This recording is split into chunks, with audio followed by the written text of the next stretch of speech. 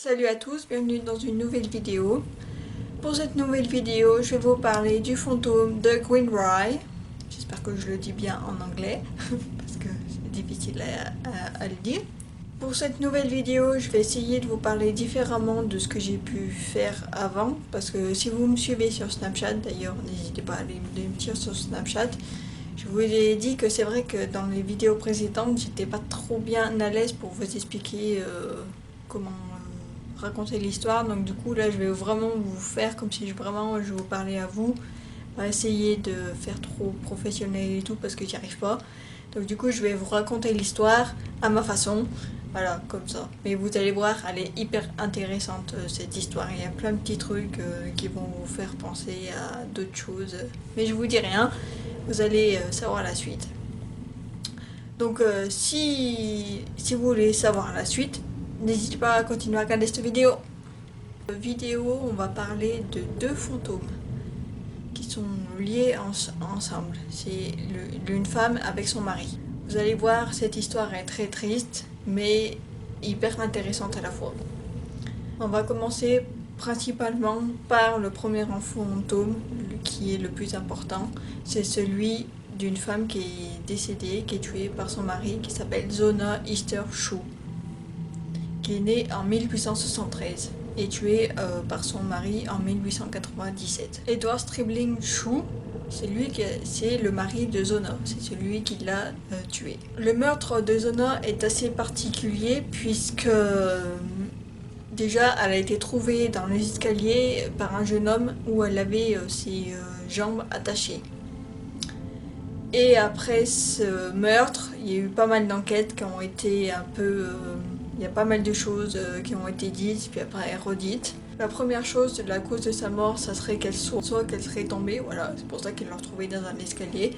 Et sinon, ce serait qu'elle serait morte à cause d'un accouchement. Voilà. Et ce qui est le plus étrange là-dedans, c'est quand Edward a habillé sa femme pour l'enterrement et qu'il lui avait mis un col roulé comme ça pour que personne ne voit des traces. Et à ce moment-là, personne ne vraiment se doutait de qu'est-ce qui s'était passé. Personne ne savait que Edward l'avait tué. Et c'est pour ça qu'après, ils ont commencé à se poser pas mal de questions. Et surtout la mère de Zona. Puisque les agissements de Edward étaient assez bizarres, surtout lors de l'enterrement et avant pour l'examination du docteur. Vu comme il avait mis un col, à un moment il s'est mis en colère parce qu'il y a le docteur qui voulait examiner le cou, parce qu'il avait examiné toutes les autres choses. Et à ce moment-là, quand il a voulu examiner son cou, Edward il s'est mis dans une colère pour en gros dire pour pas que le docteur il découvre qu'elle serait peut-être fait étrangler. Voilà, et que Edward c'est lui qui l'a tué. Bref. Du coup, la première cause de la mort, ça serait voilà, une chute, ou sinon qu'elle aurait eu un accouchement et à cause de ça, elle serait décédée. Mais ça, pour ça, ils sont pas encore trop sûrs là-dessus. Ils savaient pas trop à l'époque. Et pour l'enterrement qui s'est passé le 24 janvier 1897 dans la chapelle de Soul Chapel Methodist Cemetery. Et à ce moment-là, Ed était toujours en train d'essayer de cacher le cou de Zona, qui était très étrange, voilà, en sachant qu'il ne savait pas encore que c'était Edward qui l'avait tué. Et je me répète encore. Et c'est à ce moment-là que c'est la mère de Zona, qui s'appelle Mary Jane Easters.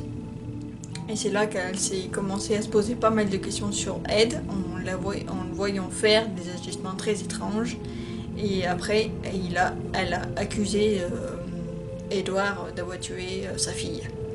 Et c'est à partir de là que ça a commencé à avoir pas mal de choses et qu'il y a eu une enquête là-dessus, sur Edward. Et c'est là le plus intéressant, c'est quand Marie aussi, elle essaye de communiquer avec sa fille pour essayer de savoir la vérité là-dessus. Et c'est là qu'on va en venir aux hantises.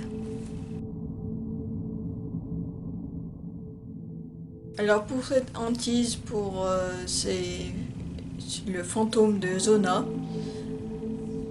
C'est une légende locale qui raconte qu'elle aurait parlé à sa mère, voilà, pendant 4 semaines et qu'elle lui aurait tout raconté, voilà, et tout ça dans des rêves. Donc à ce moment-là, je pense qu'il devait commencer à se poser un peu des questions sur la mère de Marie et commencer à lui dire qu'elle commence à devenir folle. Mais vous allez voir, la suite est hyper intéressante. Puisqu'il ne savait pas la mort de comment Zona était vraiment tuée, qu'il ne savait pas que c'était Edward qui l'avait tué,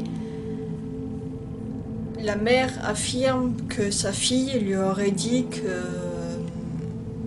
que Edward était violent et qu'il l'aurait violée. Et elle lui aurait dit aussi qu'elle est décédée parce que Edward aurait fait un coup de rage. Tout ça juste parce qu'il n'aurait pas cuit la viande. Voilà. Donc et vous savez, les hommes violents, ils pètent des câbles et voilà. Et du coup, ce serait comme ça qu'elle serait décédée. Il aurait eu un coup de rage et du coup, il l'aurait étranglée. Comme il a caché son cou. Il a caché son cou, il l'aurait étranglée, elle aurait eu la nuque brisée. Et Marie affirme qu'elle a vu dans son rêve que Zona aurait tourné aussi son cou en 360 degrés. Voilà, pour bien lui montrer qu'il lui avait brisé la nuque et qu'elle avait la nuque cassée. Et sa mère aussi affirme qu'elle aurait vu son fantôme de sa fille avec une lumière très brillante. Voilà. Et ce sera le seul moment qu'après elle l'aurait vu et qu'elle aurait plus eu de nouvelles d'elle. Parce qu'elle lui a dit toute la vérité, quoi. Et bien évidemment, Marie, elle raconte ça à la police, elle raconte ça à tout le monde. Et pour prouver de ce qu'elle disait était vrai, ils ont exhumé le corps de Zona et et après ils ont fait une autopsie pour confirmer les dires de Marie. Et ces dires ont été confirmés puisqu'ils ont découvert que le cou de Zona était brisé. Bien évidemment, après tout ça, ils ont fait enfermer Edward en prison. Et il a passé quelque temps dans une prison du coin. Et après, ils l'ont transféré, écoutez bien, si vous suivez Ghost Adventure, ils l'ont transféré à Moonsville, voilà, dans le pénitencier de Moonsville. Du coup, et à ce qui paraît, il entourait aussi le pénitencier de Moonsville. Et il est décédé le 13 mars 1800. Donc voilà, donc 2 histoires assez intéressantes.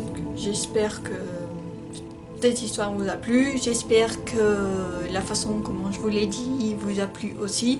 Dites-moi tout ça en commentaire. D'ailleurs, dites-moi voilà, si l'histoire vous a plu. Et dites-moi aussi, aidez-moi un peu à savoir, parce que pour l'instant je me cherche encore un peu à savoir comment vous raconter des histoires comme j'ai dit sur Snapchat. Donc dites-moi un petit peu, aidez-moi, j'aimerais bien savoir si vous voulez que je vous parle comme je viens de le faire, là vraiment en direct entre vous, ou si vous voulez que je fasse plus d'histoires comme j'ai fait dans les vidéos précédentes.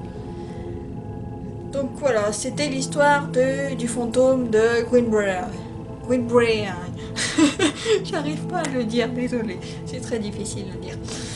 N'hésitez pas à vous abonner à la chaîne parce que j'aurai plein d'autres histoires à vous raconter, sûrement la semaine prochaine. J'ai une nouvelle histoire aussi que j'ai fait des recherches, plein de petites histoires comme ça que j'ai fait des recherches pendant les vacances. Donc il y a plein de choses que j'aimerais bien vous raconter. Donc n'hésitez pas à vous abonner à la chaîne, comme ça vous pourrez être au courant quand la prochaine vidéo sera en ligne.